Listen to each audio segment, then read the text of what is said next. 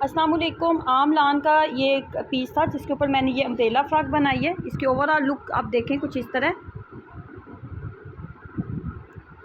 और इसकी ये लुक देखें आप, इसका नेक डिज़ाइन। इसके साथ हमने अम्ब्रेला बाजू बनाए हैं कुछ इस तरह, ठीक है। और जब आप पहनेंगे आपकी बेटी तो उसकी लुक कुछ इस तरह की आएगी। ये आम जो लान के कुर्ते हैं, इसके साइड का जो बॉर्डर था बचा हुआ, वो बॉर्डर का इस्तेमाल करते हुए हमने इसका ये नेक डिज़ाइन जो मुकम्मल हमने बनाया है। और इसकी कंप्लीट वीडियो आप मेरे चैनल के ऊपर चेक भी कर सकते हैं। इसके ओवरऑल लुक मैं आपको दिखाऊं तो कुछ इस तरह।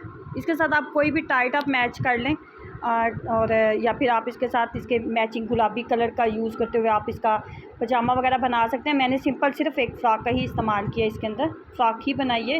ये मेरे पास 2.5 मीटर कपड़ा था जिसके साथ मैंने ये फ़्रॉक बनाई है।